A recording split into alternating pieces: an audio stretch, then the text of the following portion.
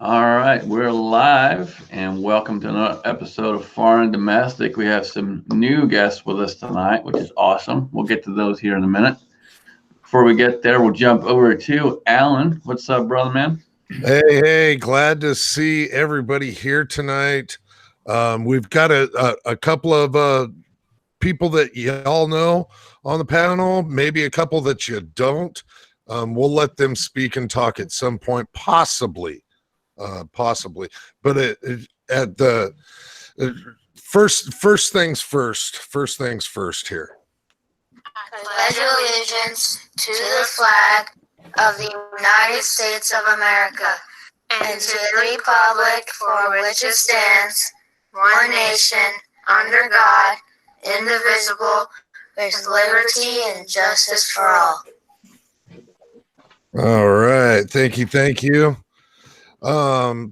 With that, I'm going to jump over into the side chat. It's already been kind of popping out there. What the participants list is showing me is very dismal. Budget Gun Cinema, Daniel God is my judge, Edward Petty, Gorillas and Guns, Jesse B Outdoor, Kingpin out there. Good to see Kingpin. Primal Wanderer, absolutely awesome. Reloading from the hot pot. The Tactical Swede here in the room. There's probably plenty others. Eagle Eye Shooting jumping out there. We got others, but the participants list is looking rather peddly.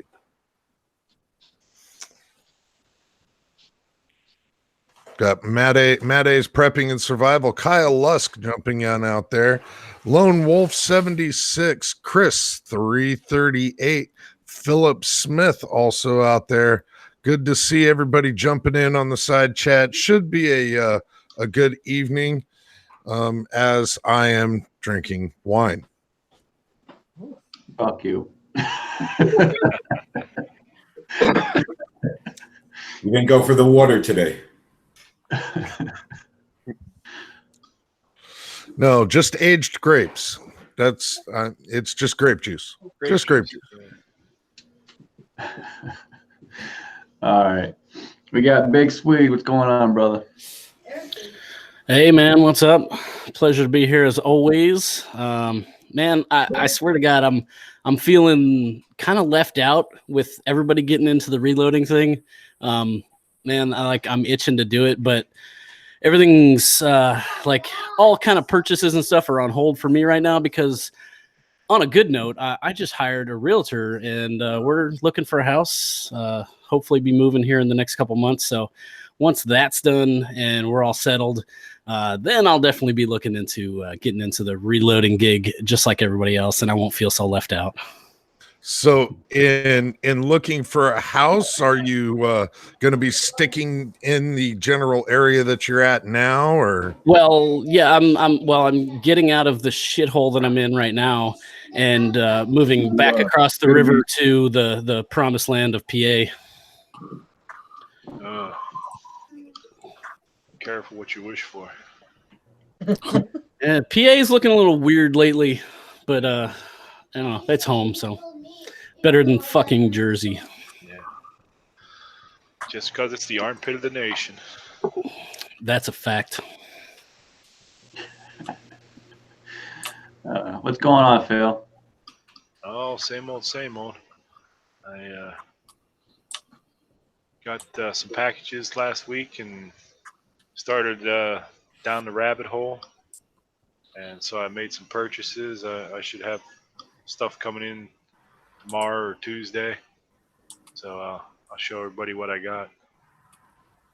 So just thanks for the invite and happy to be here. Cool, man. Good to have you. Jamie, what's going on, brother?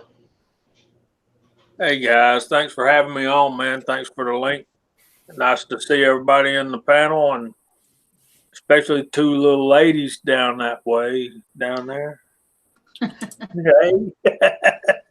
So we were honored to have Phil on our show Friday night. So wanted to thank Phil for being on, and thank y'all for having us. And let's get it going, man. Cool. Good to have you, man. Daniel, you haven't been on for a while. What's going on, brother? Well, this is the first time in a long time that I ain't been like laying down crying like a little girl. And when I say that, that is an insult to all the little girls because they don't cry that bad. But yeah, I'm up and around now. And let's see here. Next Saturday, West Salem, Ohio, IDPA clinic. I'm going to be going to that and starting my competition journey. Awesome, man. Awesome. Big Jeff, what's going on, brother? Not much. How are you guys? I'm good. Good. Kind of hanging out, taking it easy on a Sunday. Cool. Cool. I don't see. Then we got Tack and Brenda. What's going on, sisters? Hi, guys. Thank you so much for having us on. We wanted a link today because, well, Scotty already knows what he did. And the rest of you guys don't know what he did for me yet. But I'm going to wait until Gun Tech to show you guys what he did for us. Other than that, you know, we didn't get to come on a couple weeks ago because my freaking internet wouldn't work. So we wanted to pour some beers out of these glasses you gave me. And because it's you, I have a nice stout, of course, just for you. And look at that pour right there. There you go. Yes. So, yeah, once you do Gun Check, everybody else will know the big surprise of why we wanted on. Well, just for a few minutes. We won't take up everybody's time because we do like to listen on the side chat more than be on the screen.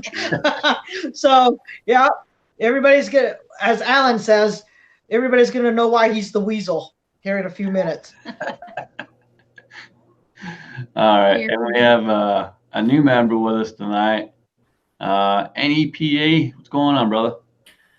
Not too much. I just want to thank you for the link. I want to thank Alan for the link. I want to say hello to all the other panelists here. I run I self-proclaimed to have the world's shittiest YouTube channel, and I just want to say thanks, and I'm honored to be on the show.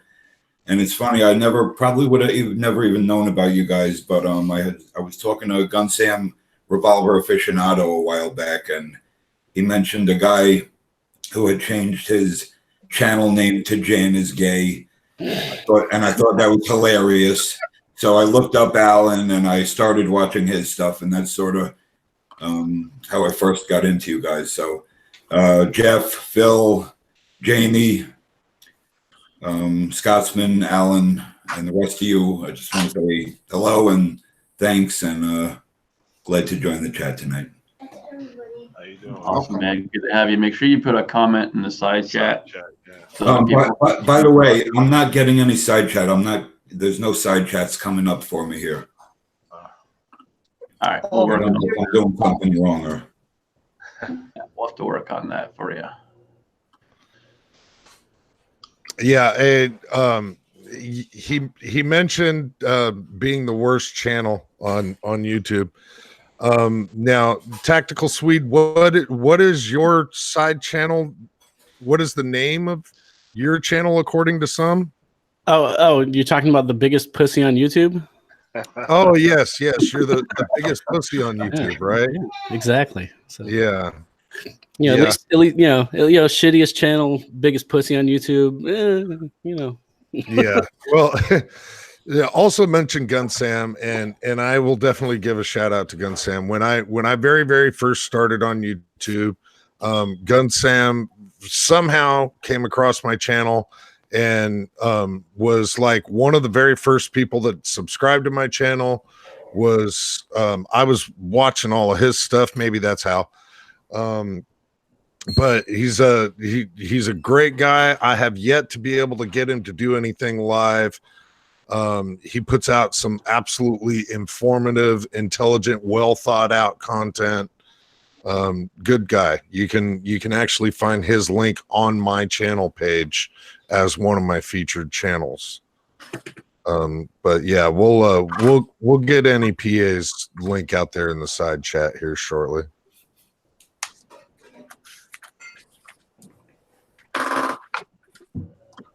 You got plenty of wrenches out there. I'm sure someone can grab that for us. So I got a question for you. NEPA, whereabouts in NEPA? I'm in Allentown, west end of Allentown, in the Lehigh Valley. Nice. Okay. Yeah, I grew up around Scranton. My mother-in-law lives right outside of Scranton, Carbondale. Yep. Actually, Carbondale's closer to where I grew up. So Okay. I always say Scranton because nobody else has ever heard of like where I'm from. So Yeah, the outskirts of Scranton. Yeah. they say Pleasant Mount, and they're like, "What?"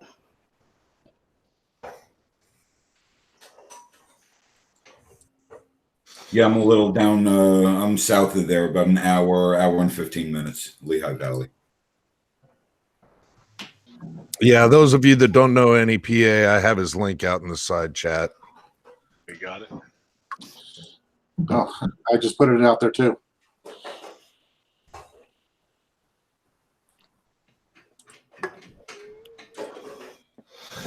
So Scotsman, I think that we'll go probably like an hour and a half before the first gun check, just to see if we could torment Tack and Brenda. I kind of like that idea. Eat a bowl of dicks, would you? Whoa! Coming down harsh. Hostile up in here. So right now it's just the Daily Carry, the Urban Gray PO7 Daily Carry, and as always, magazines loaded and one in the chamber. So Tactical Swede, do you have a firearm near you? Well, as always, we got the ever trusty HK VP9, and yes, loaded and one in the chamber. I got some other stuff laying around, but I don't feel like grabbing it. I got the blackout pistol and got my AR over there too. But yeah, that's what I got next to me. How about you, Phil? Are you safe? I definitely feel safe with the PO7, and yes, I definitely feel safe with it. Very good, very good. NEPA, do you are you allowed to have firearms? Yes, I am. I have the Kimber Micro 9 in Desert Tan with the Crimson Trace laser. Here I have my AK and my AR to my left. I got my 686 Plus here with Spear Gold Dot 158 grain, I believe, 357s. And as always, I'm never more than 3 feet from my everyday carry, the Smith & Wesson Shield. Very nice, very nice. It appears that Jamie is currently occupied, so I'll pass him over for a second, just for a second.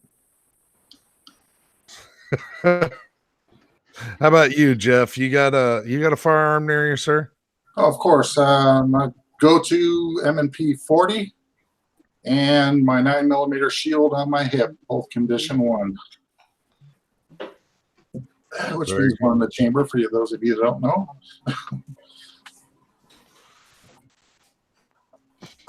How about you, Daniel? We won't be able to see it because, well you're Daniel in the dark. Let's not jump to conclusions here. And since we got Tack and Brenda here, let's give them some eye candy.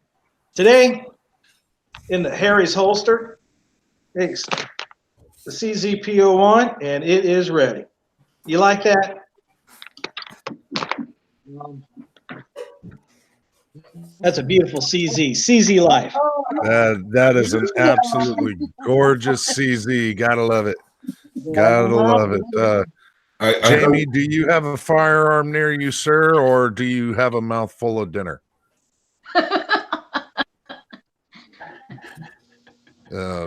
Got the wheel gun. Got the wheel gun. It's sexy. He's got his mic off. There you go. How about that? That's the Smith & Wesson 586 6-inch. Nice. I thought y'all were probably getting tired of seeing my CZ75. Is that possible? No. I think I heard somewhere you guys aren't big CZ fans. Yeah, they suck. Yeah, I mean they're kind of run of the mill, mediocre pistols. You know, they're good for carry. We'll just say that. Hang on, I got to bring something out for Scotsman because I know he's a big fan. And with that, the tactical Swede was no longer invited. Am I banned now? You can sit in the corner. Okay, I think that's everybody. No, wait. There is one group of ladies over there that we seem to have forgotten. Tack and Brenda, do you have a firearm near you? I do. I really do this time. Okay, so I was actually surprised by this because, and I got to scoot you guys back because it's big. It's big. It's huge. It's like the biggest. Anyways, we put this together today. Yep. It's my very first AR, 223. And Brandon did all the painting. Look at that. From Bearded CB82. And he bought all the parts except for what the crazy Scotsman, the little weasel that he is, got me the rail, got me the barrel, and I heard he got a few other stuff too. But I mean, guys, I'm amazed at what you guys did. It turned out beautiful. So yeah, I am in heaven right now. And my wife got me a magazine. So this is going to be the first magazine. And the first round just went in. There you guys go. Thank you, Congratulations. And I haven't stopped smiling like this all day. She's happy. She finally has her own coyote gun, her own pig gun. Yeah, I'm Sweet-looking gun. really happy. Yeah, if you've seen any in the Instagrams, you'll see a little droplet here and there of the paint job that was done on that. I think it turned out absolutely sweet. It's a damn good looking rifle there, Tech. Yeah, I mean, he totally surprised me with the stars and stripes. I mean, he came up with all this by himself, and I'm just so proud, and I'm so thankful for him and all you guys, because my gun life got so much better, along with my sex life. So, And now that we have 2 of these, she wants to reload Juju 3s. yep. So, yeah, my reloading life is gonna start soon, very soon, because of it. Have you considered what you're going to use for optic on that? Brandon Bearded CB82, he actually helped me find something. I don't remember the name of it. It's but I have it ordered.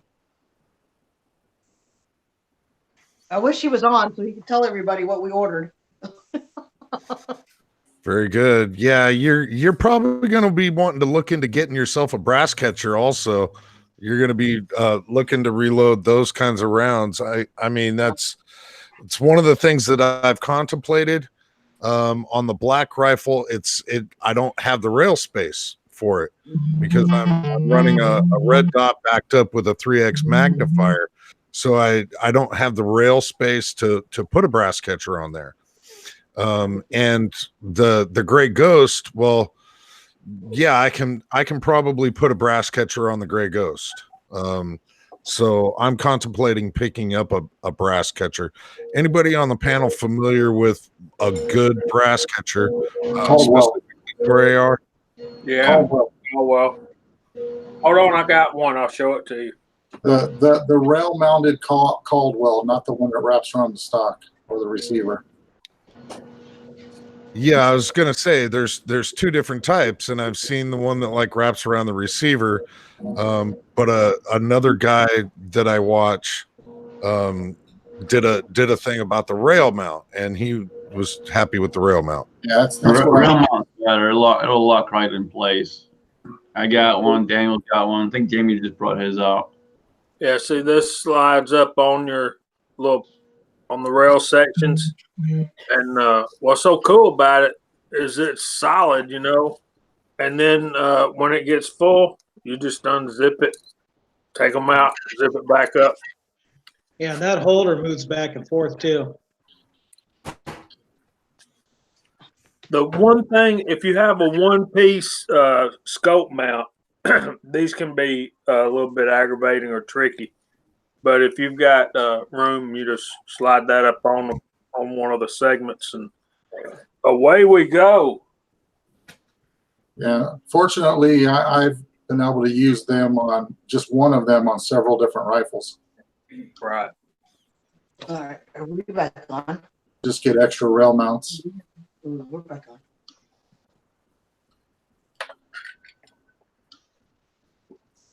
There we are. Oh,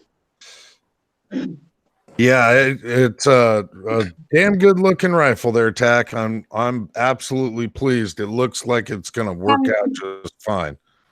yeah, I was so shocked. I'm just so thankful that yeah. I don't know what I did, but my screen is messed up now. Oh, there I am.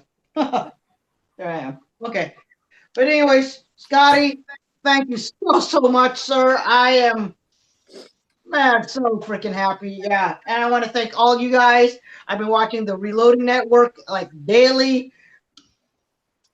Everything. Like I said, my gun life has gotten so much better since you guys. But we are going to hop off. We're going to get into the side chat because I just wanted to thank Scotty in person and show off this little beauty and everything. But yeah, guys, you guys are so freaking awesome. I'm so thankful for all of you. And yeah, thanks. Congratulations. I hope you use it. Oh, Nice yeah, job. starting tomorrow. I'll be using All right. it tomorrow. Well, actually, I'm going to wait till the optics comes in and then I'll go get it sighted. I'll go sight it in and everything. Yeah, but man, I'm, you know, I've always been into guns. But mainly because I'm a hunter. I've hunted since I was a kid. So now I get to hunt coyotes. So I'm happy. Now you might be a bit more familiar with it here in Iowa. Basically, you can't hunt anything with a neck down cartridge other than coyotes, right? Right. But I am also going to get the interchangeable 450 to put upper to put on here so that I can deer hunt next season with it. Back, where are you getting the 450 Bushmaster upper from? Is it Bear Creek Arms? Is that the name? Bear Creek. Arsenal. Yeah. What? Yeah, that place. Okay, stop talking about it. I don't want them all sold out. I'm ordering one after the show. I've already got my order in. Yeah, Steve Fromm, he got one from there, and it's beautiful, and it's a really nice price. So that's where I'm getting mine too. Shh. Yeah, so everybody paying attention out there listening, do not order a Bear Creek Arsenal upper before Daniel has a chance to. As soon as Daniel has a chance to, feel free. Go to checkout. That's where I'm at now. And what was that, a 450 Bushmaster or something like that? Yes.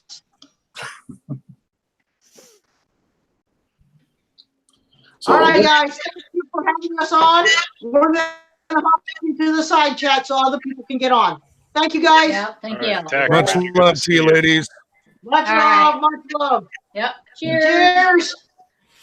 Cheers. Cheers, ladies.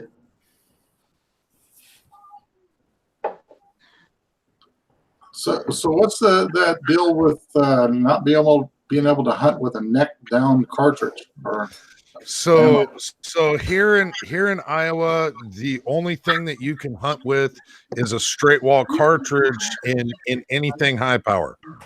They eliminated high power season a number of years ago altogether, and they ended up bringing it back. But now you can't hunt with anything that is a neck down cartridge other than coyotes. You can eliminate them little bastards. Wow. Wow. But there's a lot of same out here. We're straight wall cartridge and that too.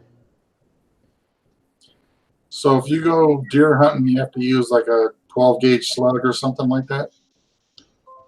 You could use like a 357 Magnum or 44 Magnum in a Henry, I guess. Okay. Yeah, and yeah, that's all possible. A lot of folks out here deer hunt with 4570. Yeah. There's a few other cartridges that guys use, but that's like the biggest one is that people use out here is 4570. Yeah, 4570 is probably the most popular one out here too. Yeah, I'd say in PA it's probably 30-30, but we don't have that restriction.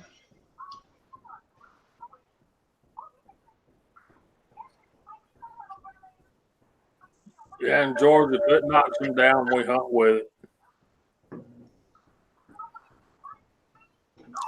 Well, and Jesse B also mentions the 450 Bushmaster. I mean, that's kind of like the middle ground out here in Iowa. People are either using 4570 or they're using the 450 Bushmaster. It's just kind of give or take. And I've been contemplating building something for that purpose. I don't actually hunt now. I know a bunch of guys locally that do hunt that are wanting to take me out and teach me the game. Right on. And I've got another month before I leave on my first hunting trip. Looking forward to that. Shoot some Texas hog. Yeah, you went and shot your rifle here not too long ago. How was that? Yeah, it was last weekend, I believe. Yeah, actually wasn't bad at all. And the shoulder's doing really well. Still a little sensitive, but yeah, I got over it. That's good. No, it felt good to get back out there. How's the 308 for hunting? My buddy's taking his 308. I'm taking a 270 Winchester. I love This your first hunt, Jeff? Yes. Yeah. See, I've been varmint hunting before, but nothing as far as meat that I'll be bringing home. yeah, right. See, I don't hunt because I'm not going to hunt for the sport of it, and I wouldn't know how to process it. I'm not really big on game meat, per se. So I'm not really a big hunter myself. Yeah, I've never hunted, so I have no clue what game meat tastes like. I've never had venison, never had wild hog. And as far as processing it, the ranch I'm going to, they process it for you. Ask the Scotsman what venison tastes like. Venison's awesome. Man, you're missing out, man. You're missing out big time. What you got to do is just have someone like Daniel, have a good friend like Daniel. Daniel goes out, takes care of all that, and then you just show up and it's already cooked. Yep. Yeah, Daniel, if you ever want to get rid of some, just send it my way, buddy. I don't think I can chase the deer down that far. that would knock out, they'd be pretty tired and sweaty and gamey by the time they got down there. Oh. My brother goes deer hunting and he makes venison jerky all the time, but that tight bastard won't send any to me. Oh, wow. Well, I'm not sure if you're actually allowed to have venison in your state, but I hear they have lifted some magazine restrictions. Yeah, for now. Yeah. People are going. The question that I have is, you have a list of approved weapons that you're allowed to use. Now that they've lifted those, are they?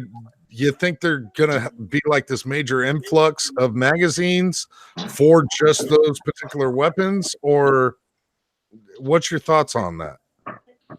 I looked on Gun Mag Warehouse, this morning, looking at some CZ mags in standard capacity, and they're still not shipping to California. You know, it may be too soon because that law was just overturned. I know there's I've seen several companies that are shipping to California. I think Palmetto State said they were. The hell else was it? Tactical Shit. They said they're shipping to California. So there are a few that are. I think some other guys are just taking their time to make sure.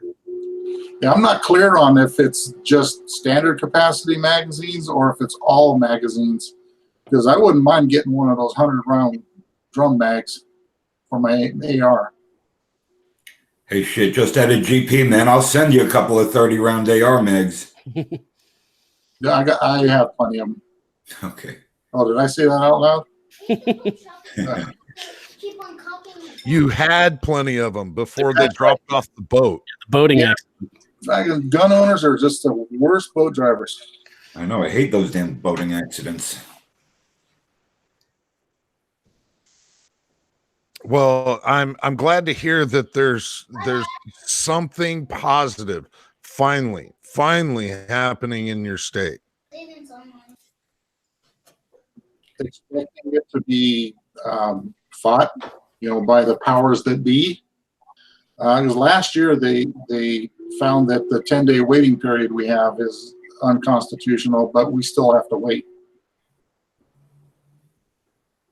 Now they give it to the higher court, so it puts a delay on it. It's all bureaucracy and red tape out there, man. Yeah. Kind of like an instant appeal, right? Basically, yeah. Exactly what it is. Well, you just bought yours Friday right after the Supreme Court made their ruling, so you're good, man. Yeah, that's right. No, actually, my AR mags are pre-banned, so they've been legal all along. That's it. Don't incriminate yourself. Try not to.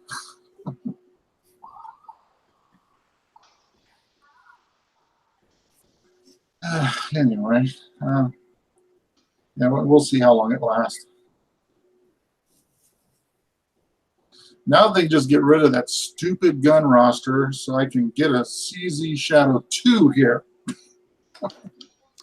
Yeah, with the Rouster, that's what I was kind of like, they've really kind of catered that Rouster to weapons that only have a capacity. I know there's a number of them out there that actually have decent capacity, or real capacity, but the Shadow 2, I still want to get my hands on one of them. And as long as that micro stamping bullshit law is in effect, we will never see a new handgun in California.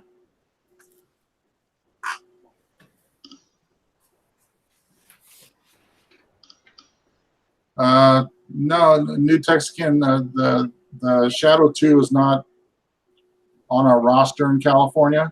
I see your question out there. It's because of the micro stamping law. There's no company that actually is willing to do that for one state. What is micro stamping? It's an idiotic plan that Arnold Schwarzenegger signed into effect when he was governor here, to where the firing pin makes a distinguishing mark on the casing when you fire it. Oh, wow. Oh, Jesus. And also like the extractor too. It's something to do with that. It's just, the technology doesn't exist. Yeah, it's unrealistic to try to put a serial number on every single firing pin that'll leave a mark on each individual primer. That's just completely unrealistic. Yeah, right. Yeah. You know, as a brass gatherer at the ranges, you can tell if somebody has shot brass through a Glock on the primers. But you can't tell what kind of Glock. You know, if it's number this, number that, number this. Right. Yeah, it's idiotic. And what? Stamp your name and address on that primer. I'm sorry, buddy. What'd you say? So maybe that firing pin will stamp your address and your name and address on that primer. Yeah. I mean, what's going to keep people from filing off that little distinguishing mark? You know. That's the thing. That's it. Exactly that. You know, people modify stuff all the time. Yeah, but there's no manufacturers as of yet that are willing to do that for one state. Oh, Vanessa Kitty says in the comments out there, how will a serial number help police catch criminals? And that's exactly, I mean, you know, only us law-abiding citizens keep our serial numbers on our firearms, more or less on our firing pins or our extractors, whichever the case may be, or both. It's not going to stop criminal activity in any way. And it once again, it's laying the problem at the law-abiding citizens' feet rather than the people committing the crimes. Mm-hmm. Yeah, and what happens if you need to replace your firing pin? Do you have to go through, you know, some kind of a registration to replace it so they know, you know, who it belongs to? I mean, it's idiotic. Hey, Mario. What's up, man? Hi. Hey. Hey, what's up, Mario? I heard you guys talking about this great state we both live in. Yeah, and an actually a positive way, sir. A positive way. Something. You guys talking about the magazine thing? Happened positive for the 2ASA movement, man. Where the limiting the magazines is going out the window. Thankfully, for now. What's really interesting about this whole case is that the federal judge. This is the same federal judge that did the first. He did the first decision, right? It was sent to the 9th District Court, and the 9th District Court actually agreed, and so they upheld it. So then it went back to the federal judge, and the federal judge made it even more detailed, talking about the Heller case and all the other stuff. So now it seems like it's going to go back to the 9th Circuit Court, because the state's going to fight it. And then after that, then I will see most likely going to the Supreme Court, because it just doesn't have any other way to go. This has been getting fought for close to 10 years now. It's something like that, right? Right, Jeff? It's been a long time, this case with the whole magazine ban.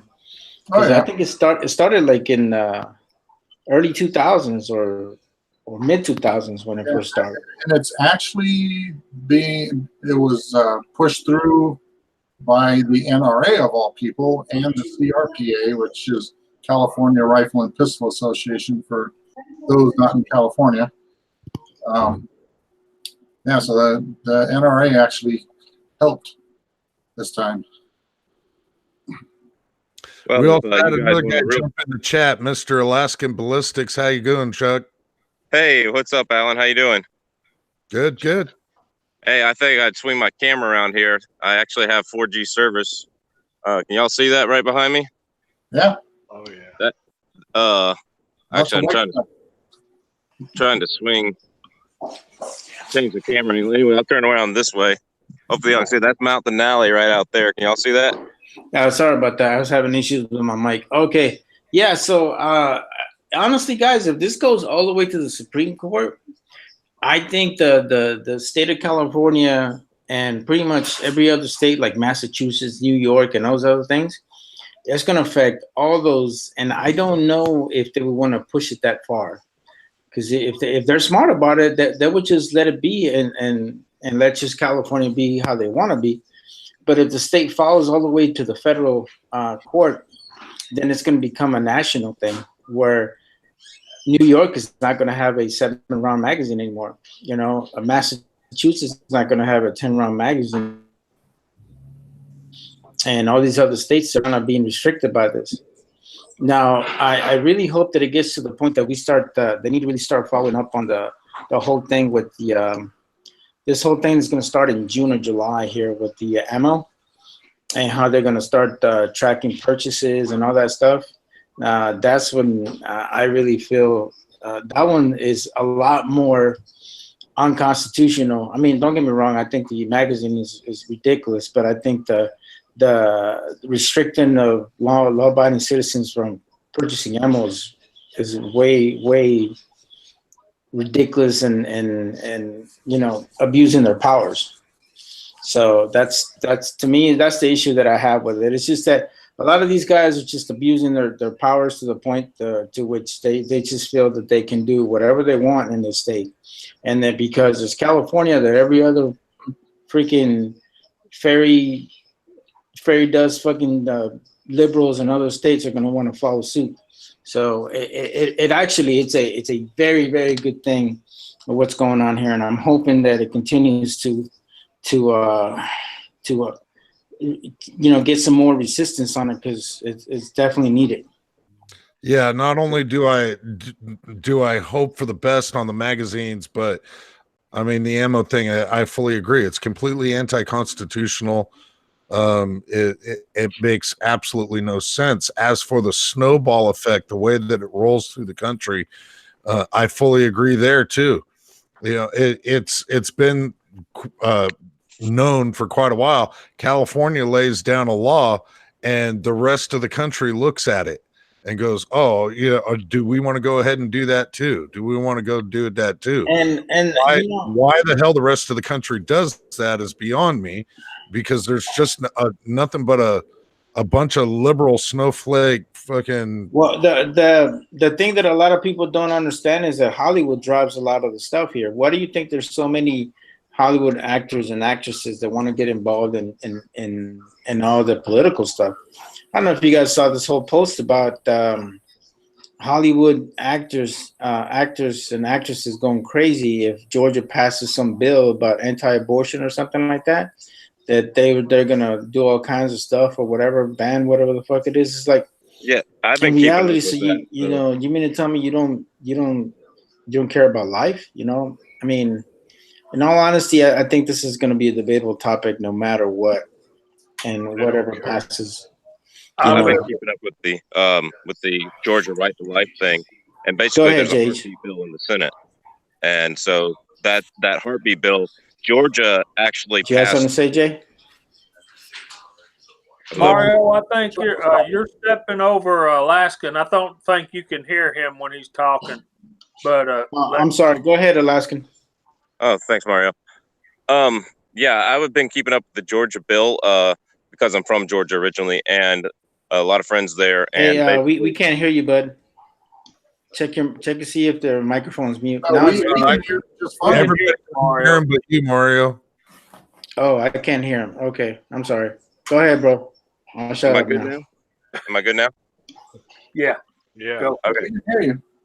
Okay, so yeah, I've been keeping up with the Georgia Right to Life bill, and here's what's happening. There's a heartbeat bill in the Senate. Basically, if the baby has a heartbeat, you can't abort it, right? And in the state Senate, and what those Hollywood actors are doing, most of your major films, or not most of them, but a good majority of them, actually filmed in Georgia because Georgia has given tax breaks to the film companies. I've had friends be stand-ins and extras and line readers and all sorts of things on film sets growing up there. And I'm sure the Crazy Scotsman, having lived in Georgia now, has had that too. But anyway, like, so that's what's happening there. So they're actually, the actresses and actors are threatened to pull their acting careers from the state of Georgia if this happens. And that to me is no big deal because I don't go pay money to see them anyway. So maybe I might watch a YouTube clip with them in it, or I might go see the $4 movie at the discount theater or rent a Redbox, but I'm not going to pay their big budget box anyway. But anyway, before I go here, I only got about 5 minutes. Courtney and I and Maggie and I are about to go grouse hunting. So before I go here, I'm going to turn the camera around.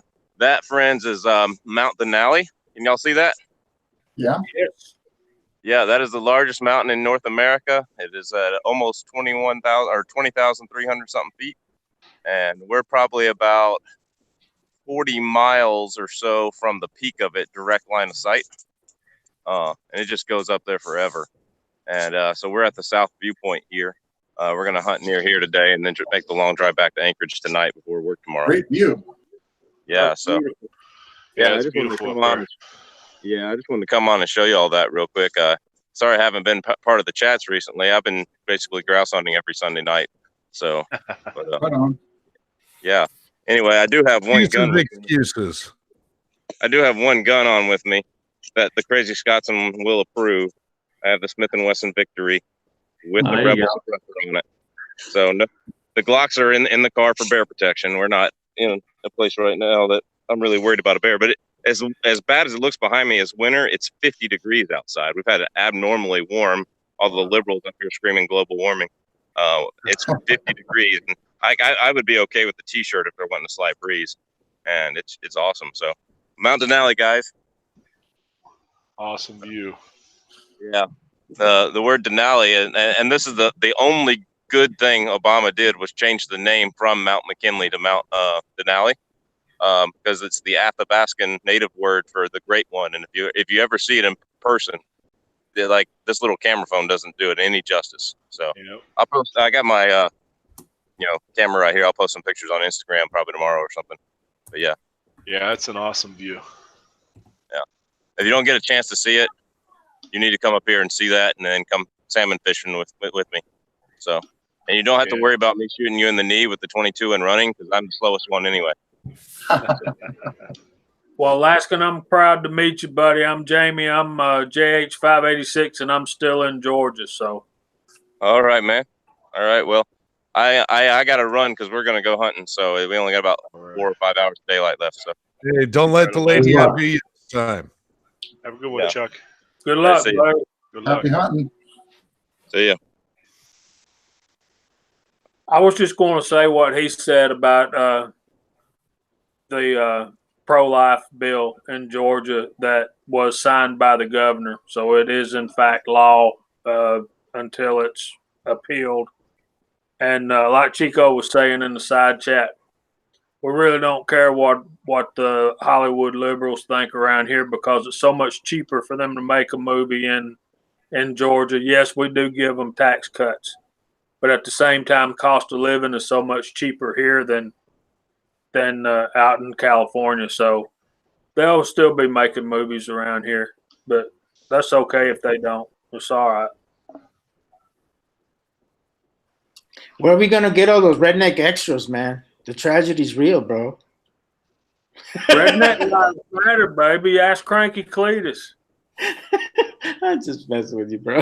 I think all those Hollywood actors, they can bitch and moan about or whatever they want, but they're not going to let it affect their bottom line paycheck. Exactly. Well, Hey, is it just me, or did all these dumbasses say that they were going to be Canadians when Trump got elected? Yeah, they did, but they lied. Yeah, I think Matt Damon's the only one that actually went.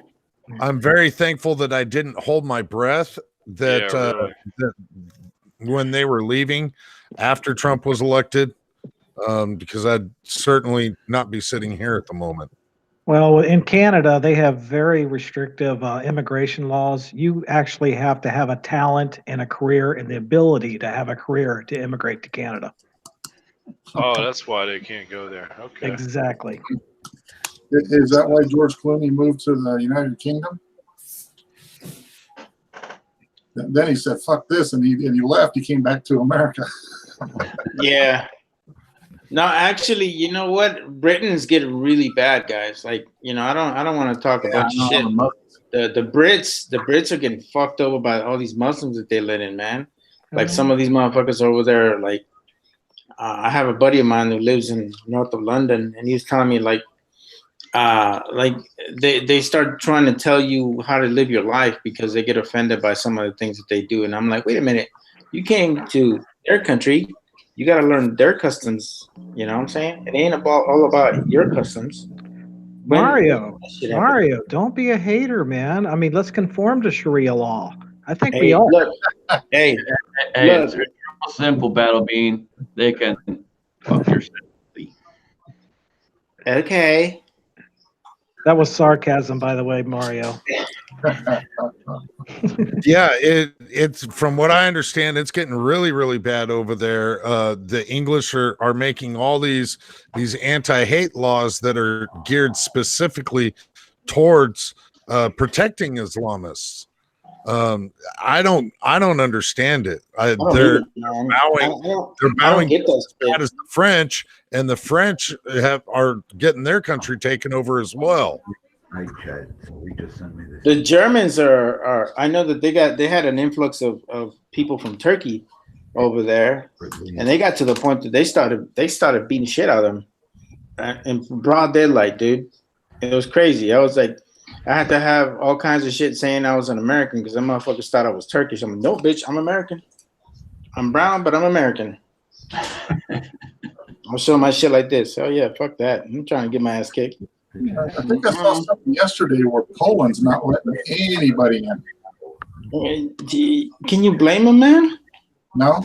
Well, and that's exactly it, because they want to come in and they want to build all these mosques, but they're not letting Polish go in and build their churches in their country. So as soon as you're going to let us in to build our churches in your country, we'll let you build your churches in ours. It's just I don't understand how ballsy these people are. Like, they come in here demanding shit. I'm like, what? First of all, we give you a hand and then you want the arm? Fuck you. The hell out of here. Tom Olson makes a good point. You're describing immigration. The Muslims are invaders. Indeed. It's part of their religion to actually go in and invade. Convert, invade. If you don't, and at the end of the time they have for conversion, you either have to be dead or a slave. Yeah. Fuck that noise, man. I ain't playing that game. Yeah, I'll be an infidel forever. Exactly like Star Trek, the Borg. It's assimilate. Yeah. Yeah, assimilate this, bitch. Oh, yeah, it's assimilate or die in that particular religion. It's assimilate or die. And in most common core religions, it's spread your religion, try to grow your religion, try to convert people to your religion. Right. In most organized religions. Right. I'm not going to say all of them because not all of them are like that. They're not all like Scientology. And that shit is crazy because that Scientology is actually based out of California. And we see that shit all the time. We're like, you people are stupid. Scientology is based off iRobot. Yeah, I know. I mean, don't get me wrong. The churches were beautiful, man. They're immaculate. I was like, wow. And then they put a big old sign, Church of Scientology. I was like, what the hell? Freaking mad scientists go in there? What the hell is this? Hell no, man.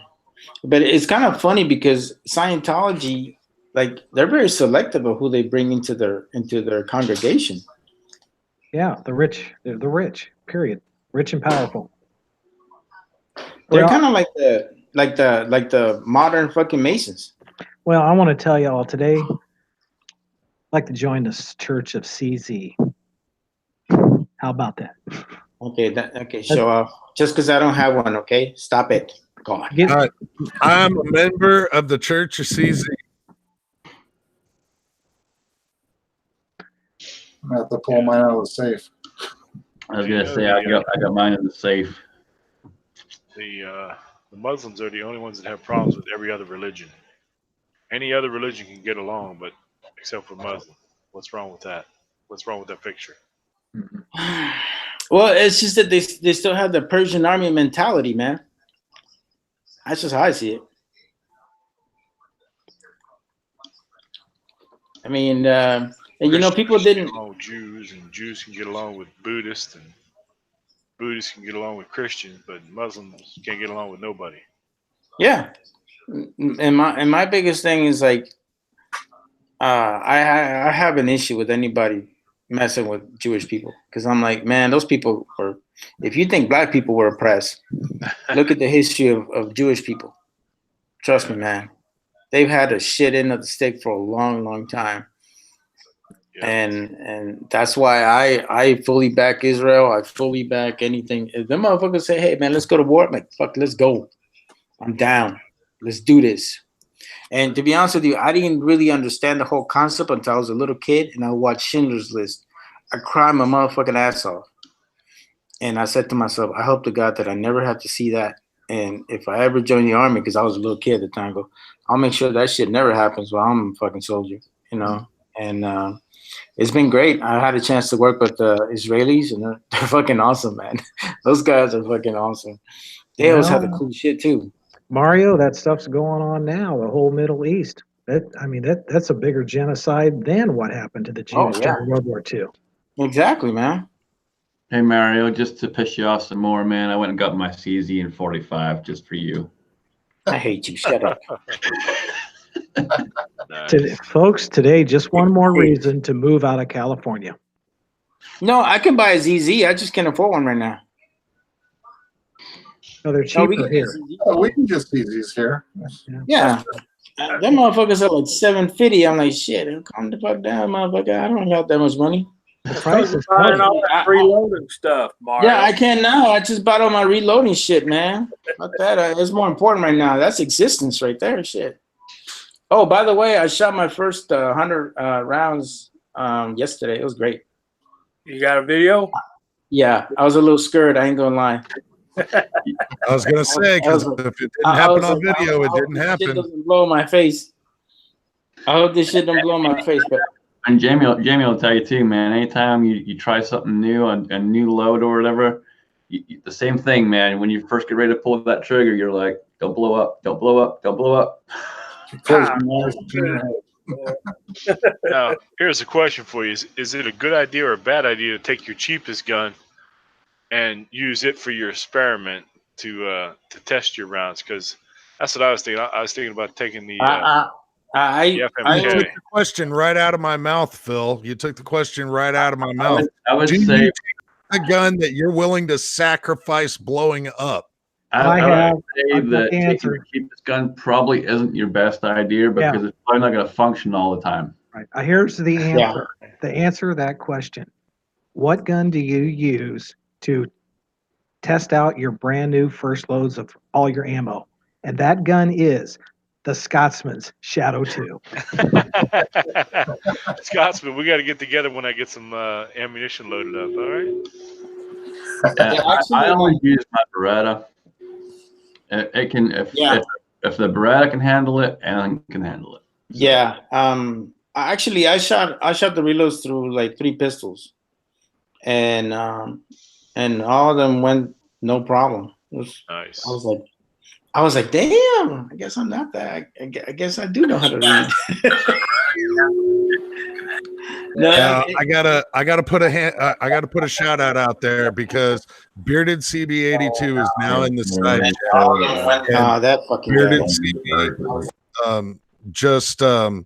CB he put out a video for the hashtag Tender Famous, and it is absolutely phenomenal. It is completely hilarious. Yeah. If you haven't seen Bearded CB's video, make sure you go to his channel and check it out. If he hasn't pulled it down yet or not. Don't pull it down, fucker. I gotta go watch it.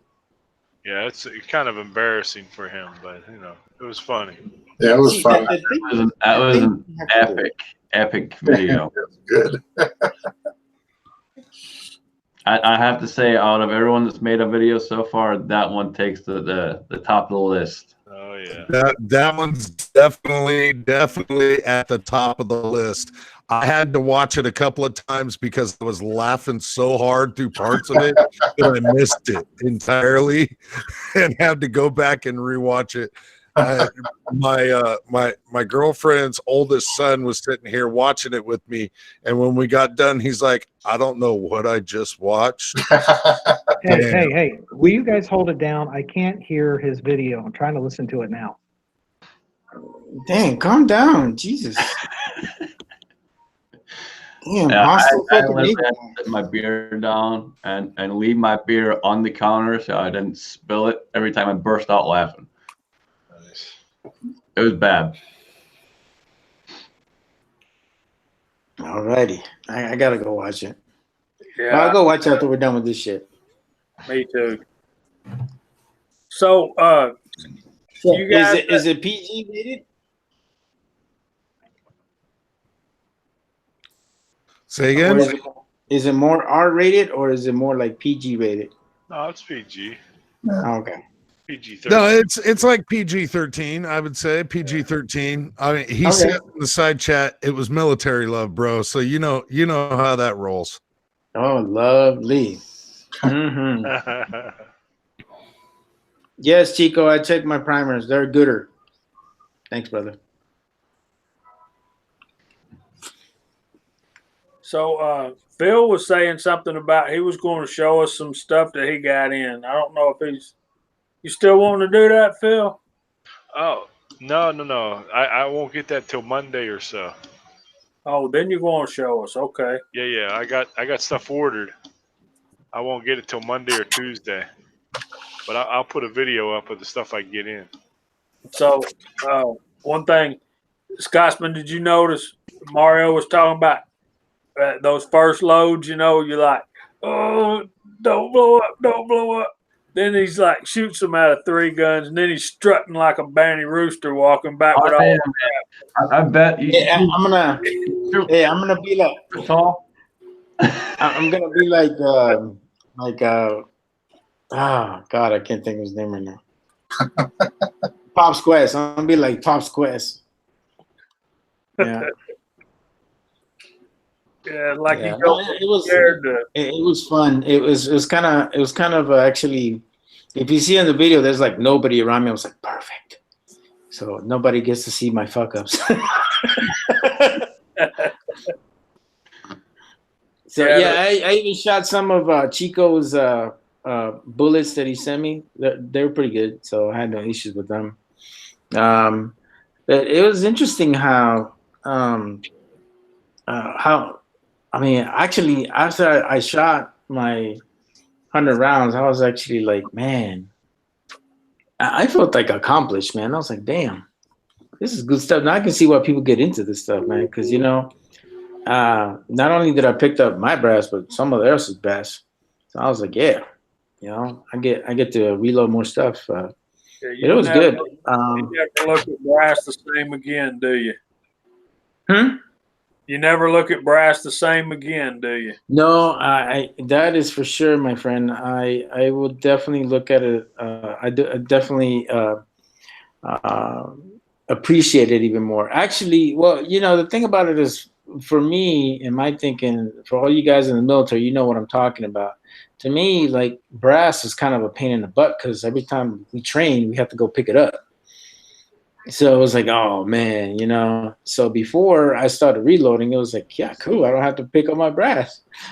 But now I can see the incentive on it. So, yeah, it's kind of cool. I think that the best part of all this is that become more self-sufficient. And until the state gets their act together with this whole thing with the ammo, I think it's probably gonna even if they fix the whole thing with the ammo, I'm still gonna continue to reload because I just like it. It's fun, and you can actually make your own rounds more match grade than anything else. Well, that's what I was going to ask you. How did your rounds group? Actually, you know what? It was a lot better. Well, at first it's because I hadn't shot in a while, and that's pistol I haven't shot in a while. So my groups are going to the right, and that was just because my trigger was not doing what I need to be doing. Then I got my act together, but then I noticed that I shot the Blue Bullets, the 125 grains, and those I was getting a really good tight group with them. The Acme bullets, not so much. I don't know, for some reason that just I wasn't getting a good group with them, even with 3 different pistols. So I think it's a combination of one, I haven't shot a lot of pistol like I used to, and just getting back into the groove. And then the other would be just I don't know if I put those particular bullets may not like that powder. You might want to try a different powder, and you'll get a better group. And that's another thing I was thinking too. Now I got a question for you guys. When I was shooting those reloads, I was getting, like from the actual. Let me just get the weapon right. So when you're shooting the weapon and the casing comes out, I was getting a little more, like the smoke coming out. I don't know if that's normal, or is it maybe because I wasn't crimping it tight enough? I don't know. Well, and yeah, with the powder coated, you're going to get a little bit more smoke, and that's one of the reasons why guys like Pops Quest that are competition shooters don't typically actually do their own rounds and powder coat them, because if they're in one spot and they've got to take 10 shots, by the time they get to their 5th or 6th shot, they can't see the targets with the excessive smoke.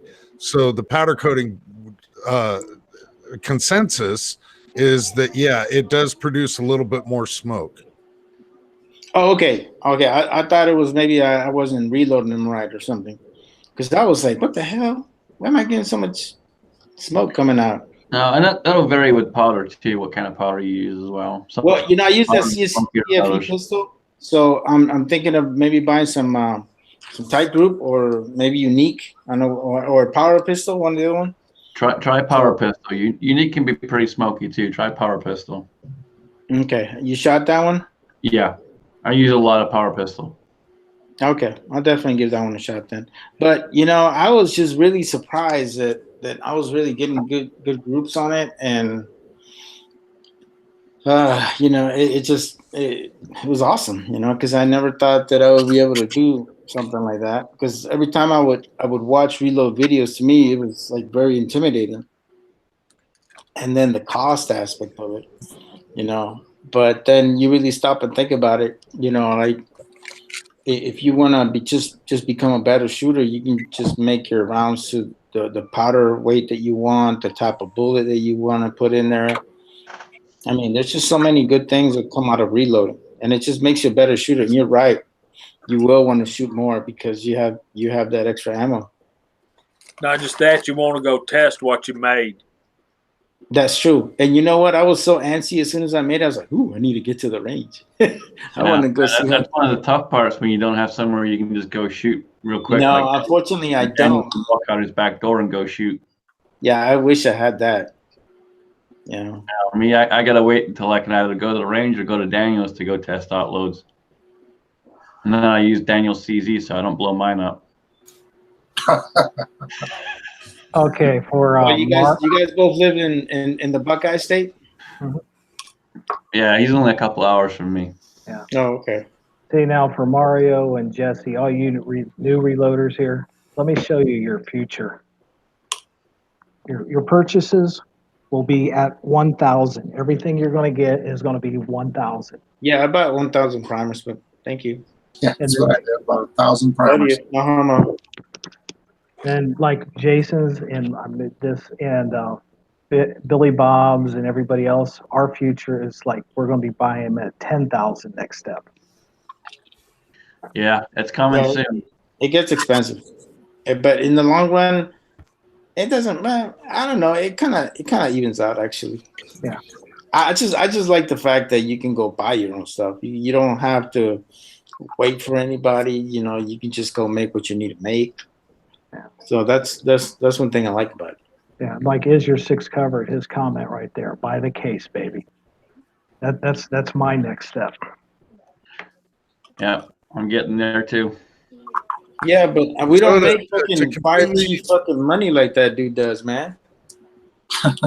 to completely shift gears, we haven't had any PA in the chat before. Just wanted to touch a little bit base with him. Any PA, what's your channel all about? If you want to unmute yourself. I think the Scotsman muted him, didn't he? There you go. Better. Can you hear me? Yeah, go. Yeah. So what's your channel on? Just basic, guns, ammo, just really anything. Little, semi reviews. Sorry, I've been having a problem getting the side chat going here. I just got my side chat going, so I sort of wasn't paying attention for a minute because I was trying to get that going. But my channel's just a basic, feel good, just any kind of shit I want to talk or, anything I want to do. If I get little new, accessories, whatever, new guns, I'll put them out there. And that's basically it. I don't go too political, even though I would like to sometimes. But I just try to keep it simple, stupid, and, and basically that's it. Guns, ammo, and anything, I can do a video on, really. Yeah, you were doing you did a couple of videos like on gun facts or gun history. That I was digging the kind of the series that you were doing there for a minute. So preference, revolver or semi-auto? I would say semi-auto. I totally am into the revolvers, but I guess I would lean a little more towards the semi-autos. Because, they're just, I don't know, the capacity, they're a little easier to carry for me. And I just sort of, I don't know, if I had to lean one way or the other, it would be the semi-autos.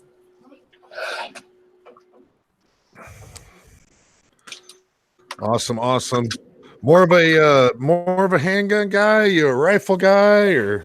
I have several rifles and shotguns. Yeah, but I would say more of a handguns. I do have the my AR here. This is the Smith & Wesson AR, the Sport 2. Really a good AR. I got it a little tricked out. I got a bipod, a light, a couple other things on the AR, which I love that AR. Awesome AR. I did recently pick up this Wasser 10 for a great price, and it functions fantastic. I am having a problem getting certain mags into this thing, but it seems like the steel mags go in, the polymer mags don't. And, several shotguns and other rifles, but yeah, basically that's it. Yeah, on those polymer mags, it might just be a little too much material. Yeah, I was gonna try to file some off, but really I only have one polymer because they don't fit, but I have a bunch of the metals that all fit, all the steel mags fit.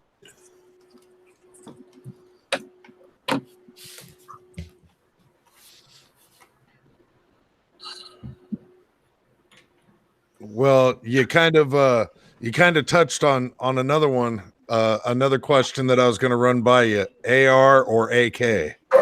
I had the AR first. The AR is awesome. When I got the AK,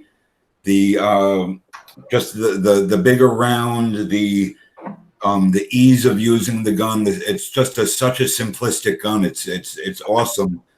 But I'm gonna lean towards AR. I don't know. It's sort of like a split. It's a sort of a 50-50 for me on these. But I would say in ease of use and breaking it down, the AK. But I think I like my AR a little better. But it's almost a split for me.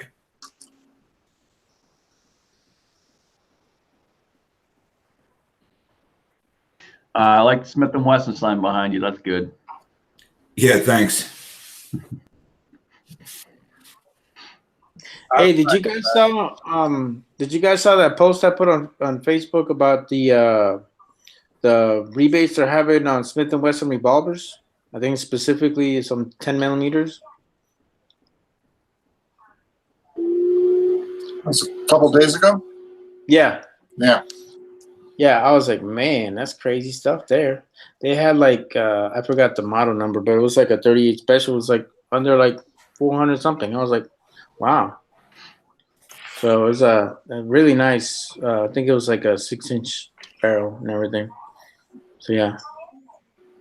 So how many Smith & Wessons you got?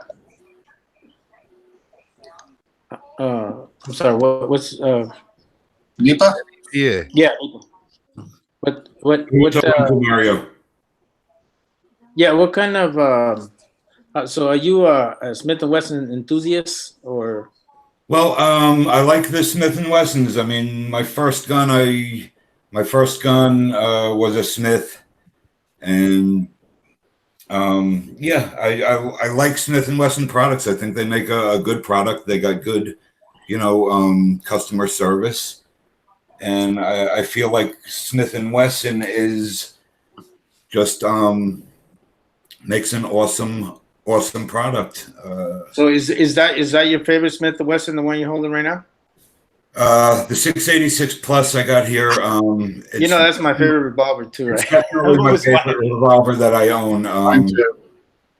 And I'll tell you what, this thing is a friggin' beast, and it's just really, I think it's what a revolver should be. It's like I said, it's almost like the Hattori Hanzo of revolvers. Is that a 6-shot or a 7? That's a 7-shot. It's a 686 Plus. It does have the Hillary hull, so it's a newer 686. But yeah, this is definitely my favorite carry gun. I'm kind of envious. I was wanting that revolver. I think I can't really carry this at work because of my job. I do carry at work, but I carry my shield at work. And 686 is more like a weekend gun for me. Right. I got a great crossbreed holster for it outside the waistband, and it's carried like a dream.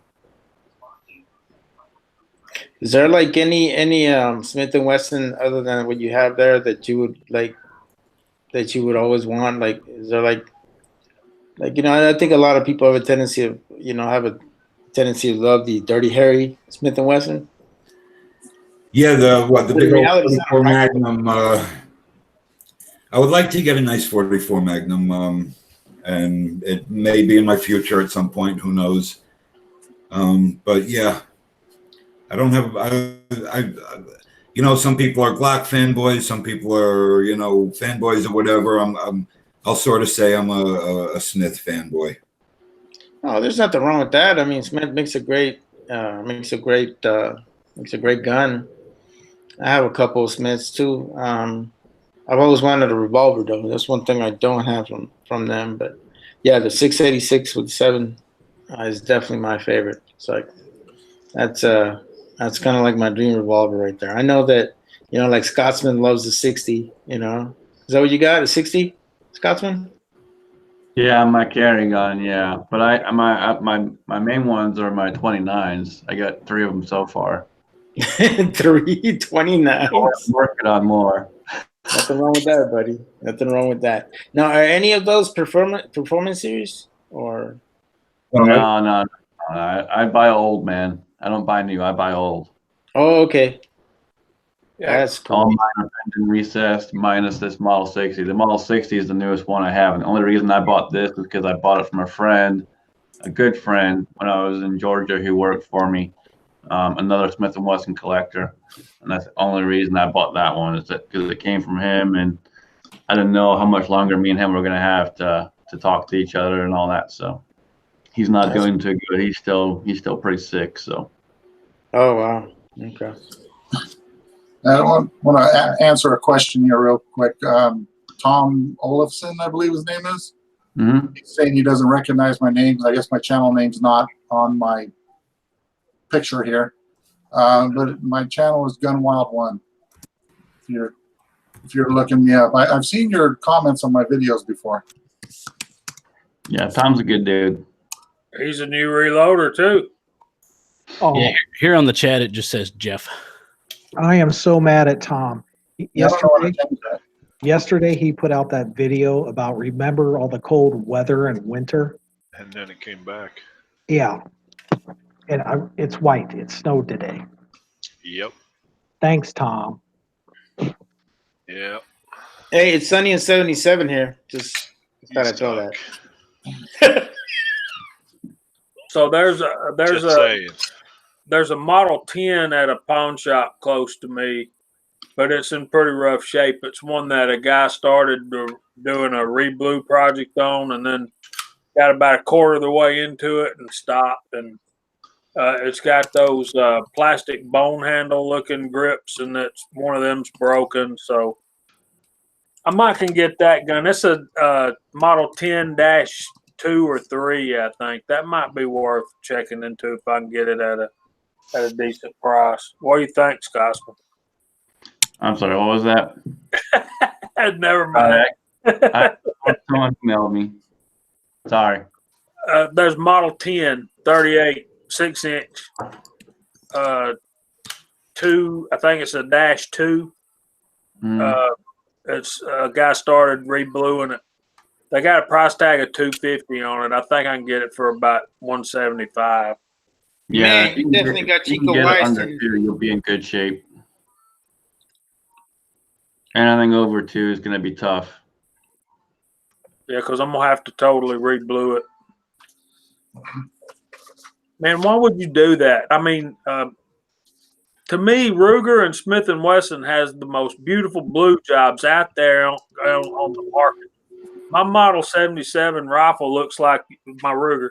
Looks like you just stick your hand down in it, and the blue on a Smith & Wesson revolver is absolutely flawless and beautiful and deep. And why would you? How could somebody conceive of trying to redo perfection? That's not a rhetorical question. Come on, guys. Other than if it had major wear on it, or somebody just didn't treat it right and left it in a wet, musty closet for years. Well, to give you an idea of what he's talking about, look at that blue job. Oh man, that's nice. That is old school Smith & Wesson blue. Look at that one. You know, oh my God. You know, honestly, Jay, to answer your question, I honestly think that it has to do with the metal. I think maybe where they get the metal, it might be a reason why. I don't know. I'm not a metal guy, but I mean, that would be my guess. This is a Model 586, no dash. I bought this in 1989. Man, Nice. I can just imagine your hair back in 1989, man. It was. Did you have a mullet back in the day? No, mine was down on my shoulders. Man, you were a rocker. Yeah, man. I got a feeling that the Gunwild has got something here to show us. Did someone say M77? I did. Damn. The fuck you killing an elephant with that shit? That's why I'm taking hog hunting with me. You're going to make me go to the safe, aren't you? I'm sorry? You're going to make me go to the safe, aren't you? No, you just to mentioned have it. meat when you're done, or I'm sorry? are you expecting to have meat when you're done, or are you just shooting Yeah. it and cleaning it at the same time? Well, I'm going to a ranch, and when I shoot it, the ranch cleans it for me. Mine has that exact same checkering pack. Got the red buttstock, red recoil pad. Butt pad. Yeah, well, the older ones with the safety on the tang, the original M77s, where the Mark II and 3 have the safeties on the trigger guard. Pre-Hawkeye. Yes. Yeah. M77. That's what mine is. I looked mine up. I think it was made in 1988. This one's late 70s. Fuzzfork has a question in the side chat that somebody said Ruger no longer makes the Super Blackhawk in blue. Is that true? I don't believe that's true. I believe that Ruger is still putting out the Super Blackhawk in blue. I could be wrong though. You know who would know that is Mr. Holster. I know they are stopping a couple different ones, so that's a good possibility. Yeah, they actually are stopping a couple different lines. I got a couple questions about reloading. Now I have a single stage press. What's better, the 3-piece or the 4-piece die set? I always go with the 4 if you can get the 4. 4? Yeah. Okay. And carbide, right? Yep. Yes. Of course, that also depends on what you're going to be reloading. What you got in mind? I'm starting with 9mm. Yeah, that's the best way to go, bro. That's what I went. Because well, obviously, all my pistols, most of them are 9mm. Both pistol and rifle eventually. Yeah, but I'm starting I with honestly 9mm. think that's the best way to go. One, the cost factor, and the two is just, I just think it's an easier round to learn how to load, just from what I've been learning, because I really wanted to learn how to, start with the 38 special, but I started noticing that it'd be better to go with 9mm. A lot of times you'll find when you get the rifle, though, it'll be 3 die sets, not 4. So it depends on the caliber. That's because some of them some of those Lee sets come with a cullet neck sizing die, and some of them don't. Some rounds you don't want a neck sizing die, or you won't need one because of semi-automatics and lever guns. You don't really neck size; you just full length size all the time, right, Scotsman? Yep. Okay, and projectiles. I had a friend of mine reload some 357s for me, and I sent him the projectiles that he asked for. And he said something about they didn't have a crimp groove in it, so he couldn't crimp it. Now, when you buy the projectiles, does it actually say on the package if it has a crimp groove? It'll say with Canalure. With what? With a Canalure. Okay.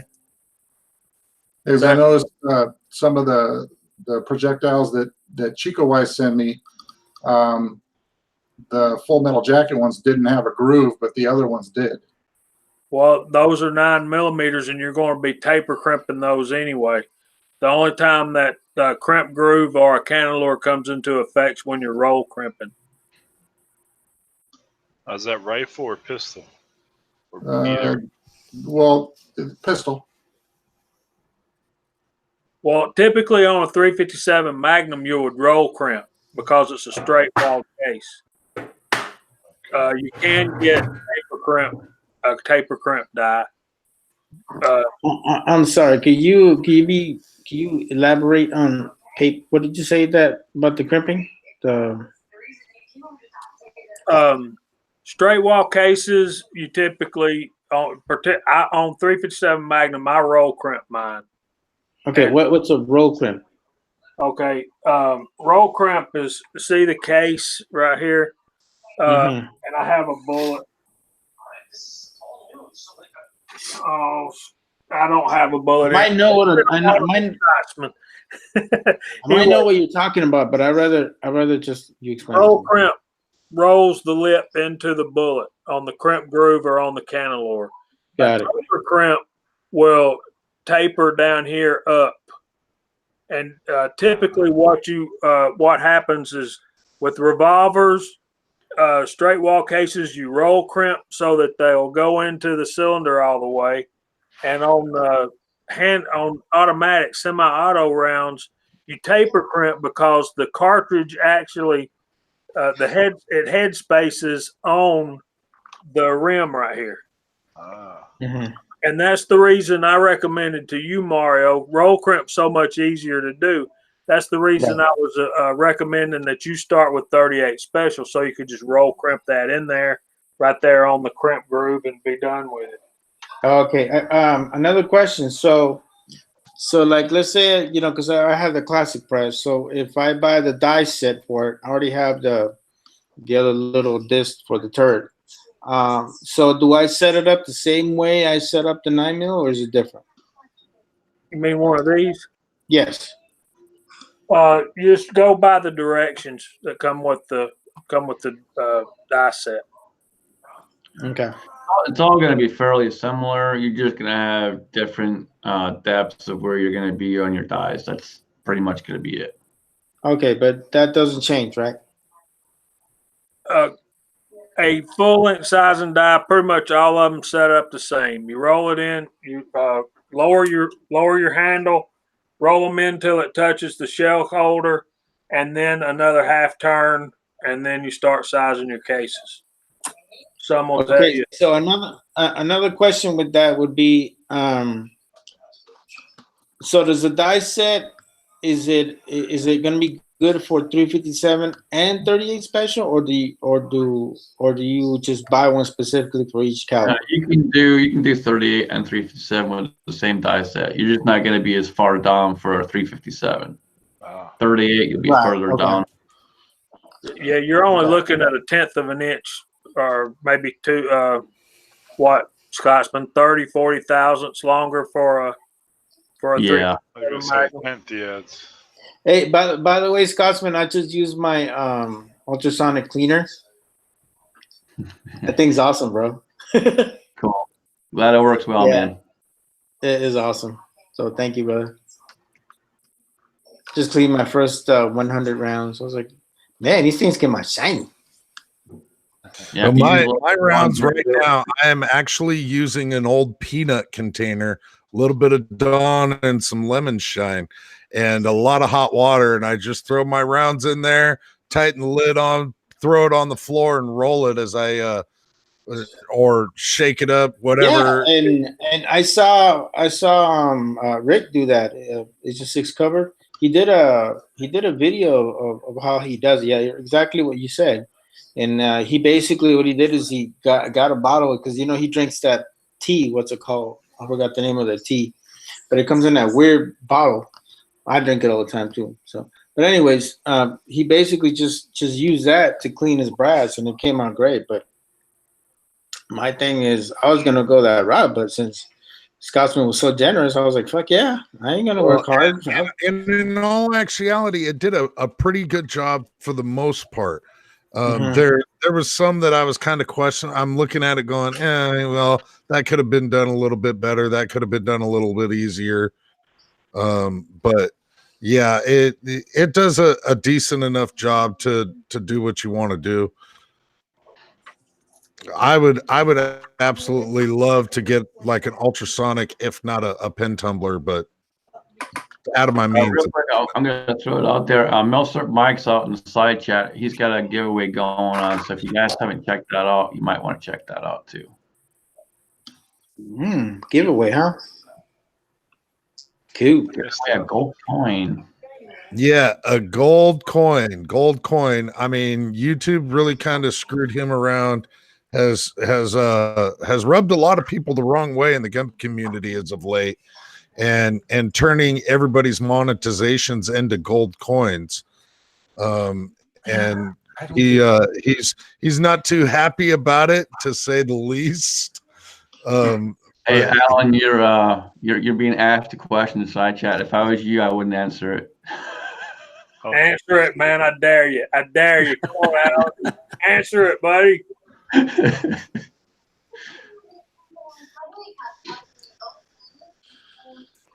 My birthday is whenever you want to send it to me, sir. Birthday's next. That's a great answer, bro. That's a great answer. That's a great answer for 200, Alex. You just don't want to tell you. No, actually, the only thing I'm sorry. Go ahead, buddy. He said he doesn't want to admit it's the 4th of July. Oh.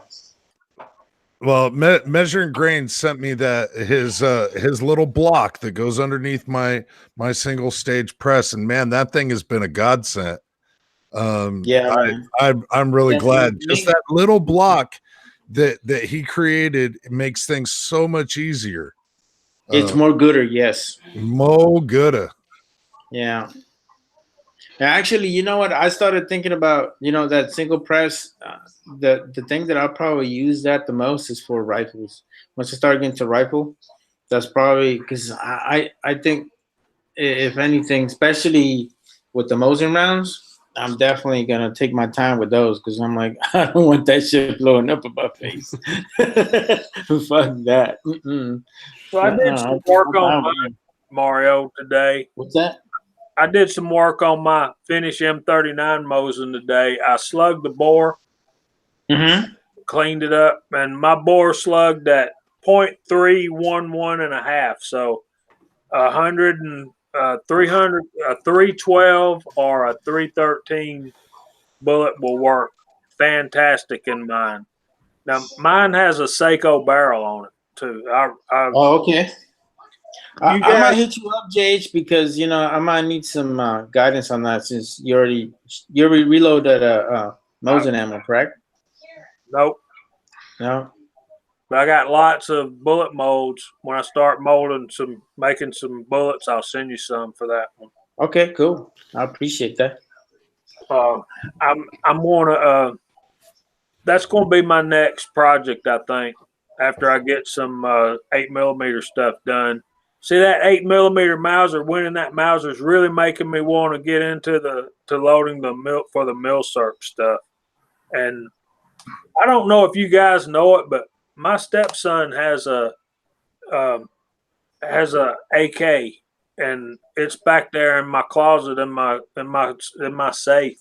I took it out shooting with him one time, but I don't pay it much attention. I need to get that thing out and start playing with it some. Man, I would have been shot like 1,000 rounds to that thing already, bro. you got an SKS? That's my favorite one. I'm thinking about buying an SKS. Classic Firearms got them on sale for $419 right now. Yeah, we can't buy them. They just got a big shipment in from China. They're all Norinco. Have y'all seen those guys? No, I haven't seen them. But they're Norinco's. They're legit, man. So with doing the Milsurp stuff, are you able to find the dies fairly easy, or is it harder to find the dies? Well, for my 8mm Mauser, Curtis sent me some RCBS that he found on Palmetto State Armory on clearance sale. I think he paid I don't know what he paid for them. But he sent me the neck sizing die and the bullet seating die, and then he sent me a full length sizing die. So all that came from William C. Chapin from the Reloaders Network. But Lee makes 7.62 by 54R die set that's should be probably about the same money as the rest of them. How many of you guys on the panel have AKs? On the list. I would be the first to say that I do not. I do not. I'm fucking horrible. Not here either. Not a real one. Yeah, no, you got the toy one. Yeah, I've talked to Altanda a bunch on that, trying to figure out which one I want to get. So it's going to be a little bit, and talking to Altanda, man, you can be on the phone with Altanda for a long time talking AKs. Yeah. Northeast Last time I talked to him on the phone about that, we were on the phone for like an hour and a half. Yeah, but he that's because Altenda was in the military back when AKs were actually better than ARs. So no, but the Italian army does not use AKs. Yeah, Altanda's the personality, man. You need anything AK wise, that's the man you ask. Yeah. Well, our new friend Northeast Pennsylvania Gun Talk has one What do you know about them? What do I know about them? I know that they're friggin' awesome. You know, And I know they're I know did I they're ever tell you guys? a hell of a fun to shoot. Did I ever tell you guys we confiscated one of those, man, in gold? It was gold plated. Oh man. In freaking Iraq. It was gold plated, and it sucks because I don't even have the picture to show because my friend took it in his camera, and that douchebag never gave me a copy of it. So, but yeah, it was great. It was great. I can't believe we found that, and we found a. What happened to it? Oh, it was sent to CID, which is like the it's kind of like the Army's investigative unit, and they're the ones that took care of it. And yeah, but it was nice. It was beautiful, man. It was all gold plated. I mean, it was legit gold plated too. It wasn't like some cheap ass put some Krylon freaking gold paint on it. It was legit, man. You're like, damn. And it was kind of crazy because we ended up doing a raid on the Sheik. So basically, Sheiks they kind of like run their little regions or little tribes. And this guy had, to make a long story short, I can't really get into details, but this guy was basically providing intel to the enemy, and we got him. We got on surveillance and everything. So we raided his house, and sure enough, we found it. It was interesting. I was like, wow, that dude lived like a king, man. While the rest of his people in his tribe, you know, were fucking eating dirt. This guy was eating good, man.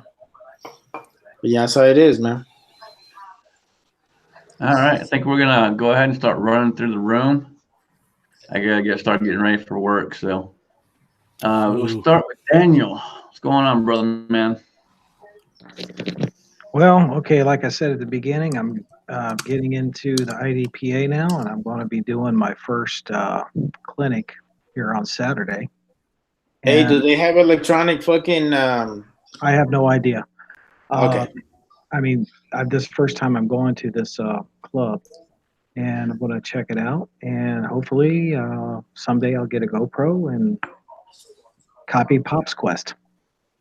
And thanks for having me on here, guys, and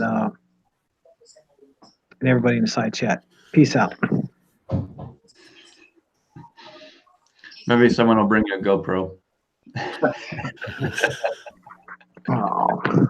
Well, yeah, Daniel. And if you end up getting a GoPro, I'd like to see you mounted that doing the drills that you did this weekend. Oh, okay. This upcoming weekend. Yeah. Pops uses a Mobis, which is a little more affordable.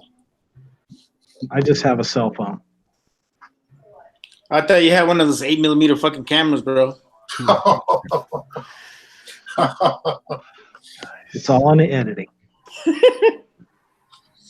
Real to real. All right, Jeff, what you got, brother? Not much. Trying to get the reloading thing going, so I'll be hopefully getting that some videos done on that. More progress videos, and try to hit the range more often. Awesome. Very cool. Jamie. And thank you for the invite. Welcome anytime, brother.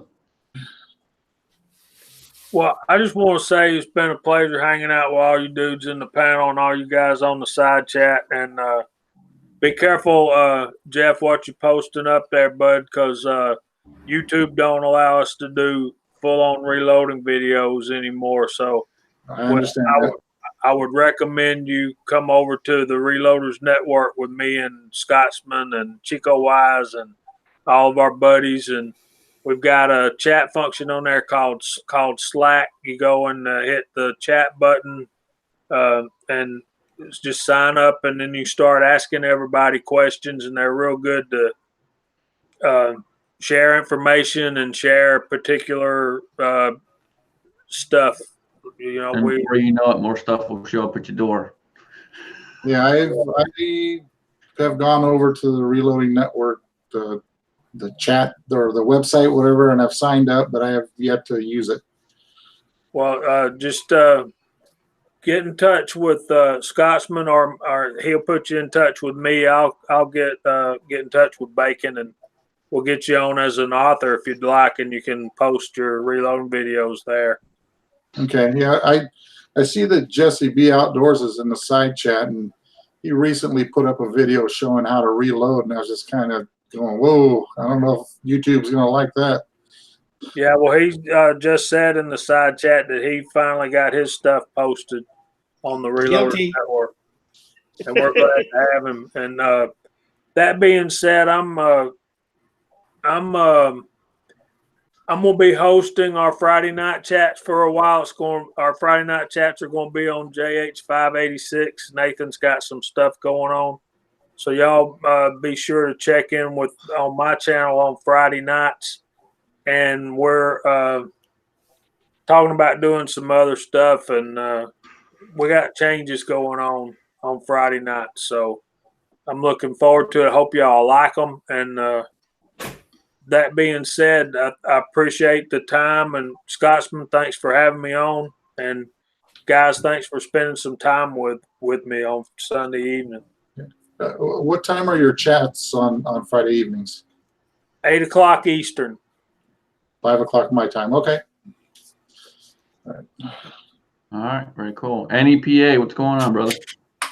Not too much. I just want to say thank you, Scotsman and Alan B. Pro. This is my first live chat, first time, doing this. I did have a little problem with getting to the chat in the beginning, but I've had a great time. It's been a great chat. Jeff, good seeing you. Mario, just wanted to always say to you, orale, vato. And do well the way you say. That's right. And I just want to say, thanks for having me on, and it's been real fun, and I hope sometime in the future you'll have me back. Yeah, absolutely. And I just want to say hello to all my subscribers, anybody who might have showed up. Thanks for coming, and that's about it for me. Awesome, man. Yeah, we'll definitely have you on again for sure. Thank you. Phil, what you got, brother? Well, thanks for having me. I appreciate being on. I got probably have some unboxing videos coming up because I ordered stuff. Thanks to Scott from Inside Freedom and Chico Wise for getting me set up. I'm going down the rabbit hole, so we'll see what happens from here. But thanks for having me until we meet again. Awesome. Very cool, man. Yeah, it's going to be good to see you go down the rabbit hole. This is going to be fun. All right. Tactical Swede, the biggest pussy on YouTube. Biggest pussy on YouTube. Yep. Hey, man, as always, I appreciate the link. I love hanging out with you guys every Sunday as much as possible. I don't have a ton going on. Like I said at the beginning, in the process of looking for a new home to buy. So that's going to be taking up a lot of time. And obviously finances, we're keeping any kind of purchases on hold until after we get in the new house. But once we get settled and, everything kind of, settles down, I'm definitely looking at jumping down the rabbit hole too. So I will definitely have some questions for y'all when that happens. Awesome, man. Very cool. Yeah, we'll get you down that rabbit hole. Don't worry. Just save your brass. Yeah, I got a ton of brass, so. Very cool. Battle Bean. Hi. Hey, well, guys, doing well. Yesterday, I got to go to the range and shoot, and like I was telling you guys, I shot my first 100 rounds. Everything went pretty well. I was actually kind of surprised. So right now, the only thing I'm probably gonna end up doing is creating myself a little stands like Pop's Quest did. You guys remember that portable stand he did? The thing about it is my press is a little too low, and we just got to raise it up a little bit. And then later on, when I get some funds in, I'll get me one of those stands from what is that place called? The one that makes those metal mounts, Precision, whatever the hell it's called. What's it called? Inline fabrication. Oh, there you go. Yeah, then we'll get ourselves one of those mounts and we'll be good to go. But in the meantime, I just got to raise that thing up, so I'll make myself a wood one. You guys will see a video in the future on that. And I still got to load up my, actually got to edit that video I made yesterday and just give you guys a little bird's eye view of what I shot. And, hopefully it'll be a good adventure, this whole reloading thing I'm doing. And for all you guys that are kind of getting into it, man, I will tell you, it's the most satisfying thing to be able to make your own rounds, man. So, get into it. I think you will really enjoy it, just for the simple aspect that you have a lot of control in what you shoot out of your gun. All right, guys, that's all I got. God bless you. Thank you guys for having me. Thanks, Cosman. Yeah, absolutely, man. All right, Alan, what you got, brother? Well, I am on the road and doing rounds. I'm learning not to do this, but to do this instead. And so I've gotten that far, and I ran into a slight problem in not having the right equipment, but it should be here probably tomorrow or the next day. So I will be dumping some powder very, very shortly and creating my first rounds ever. I can't say that this was a surprise to me. I knew eventually at some point I was going to be doing it, and I want to thank everybody that was involved in pushing me to get that going. I'm very, very excited. I plan on geeking the hell out on it. I want to thank everybody that was in the chat tonight. It was a great chat, nice, interesting, versatile chat. The side chat was blowing up. That's like chaos from hell. Absolutely loving it. Thank you, everybody, for showing up. Greatly appreciate it. As always, keep the magazines loaded and one in the chamber. All right. Appreciate everyone out there in the side chat. We'll see you guys next week. And Mario, just for you. Hey, before we go, I agree with TR. F YouTube. I want to show what I want to show on YouTube. Yep, that's right. Fuck your sensitivity. Amen. I'm triggered. I hate when you guys show those ZZs. Hate you.